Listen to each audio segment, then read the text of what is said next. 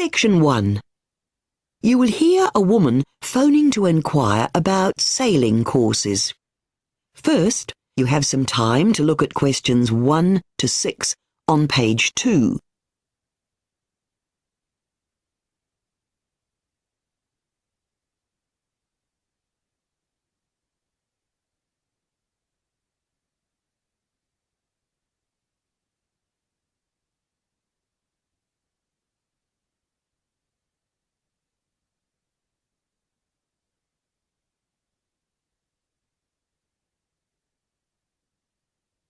Now we shall begin. You should answer the questions as you listen, because you will not hear the recording a second time. Listen carefully and answer questions 1 to 6. Hello? Oh, good morning. I'm calling on behalf of my 13-year-old son, Jacob. He's interested in learning to sail. Great. Well, we have what we call a taster day on the 22nd of June. I'm not sure he can make it, but we'll see. Jacob's really interested, though. So can you tell me about the courses? OK. We have 2 types of courses for children under 16, 2-day and 5-day. Could you explain the difference? Well, the 2-day one just covers basic techniques in sailing. And on this course, the kids always sail with the instructor they've been allocated. Well, that's good to know. Yeah, and the cost is £65. Oh, I thought it was more than that. I heard it was £125. That's for the 5-day course. OK. I presume that course goes into much more detail? Yes, and from the 3rd day, the kids are given the choice to sail on their own if they want. We use the same types of boat, but we help them learn more techniques, in particular how to manage the boat in a variety of types of weather. I think Jacob would enjoy that course. Do you give them a certificate if they complete the course? Absolutely.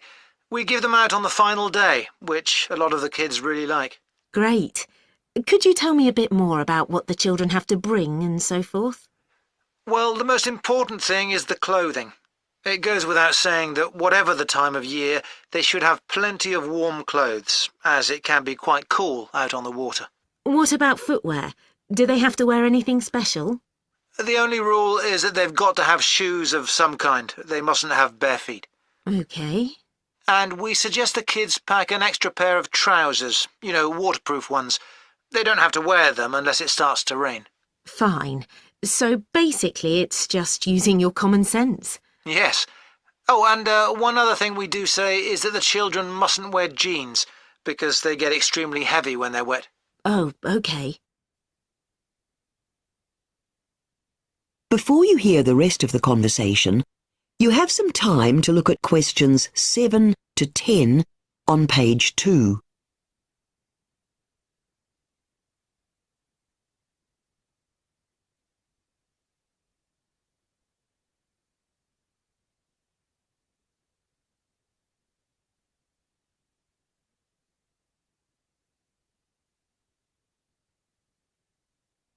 Now listen and answer questions 7 to 10.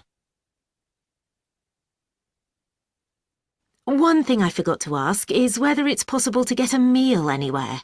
I'm afraid not. But we do have a shop called the Marina Stores where he can get a snack. OK. And before I forget, when I drop Jacob off, where can I park? Good question. There's spaces near the entrance, but you have to pay for them. But there's no charge for the car park just by the bridge. Do you know it? Oh, yes, I know where you mean. Now, we do need you to fill in a registration form. You should send that in a couple of weeks before the course starts. The form is on the website, but we ask you to print it off and add your signature. Yes, of course. What sort of information do you need? About your child's swimming ability, any special requirements and so on. Will you need to know who his doctor is? Yes. We've just recently changed surgeries, so I'll make a note to get that. And one more thing. There's a separate form on the website, which is optional, that asks whether you're willing for photographs to be taken during the course. Yes, of course, no problem. Great. So, I'll send you... That is the end of section 1. You now have half a minute to check your answers.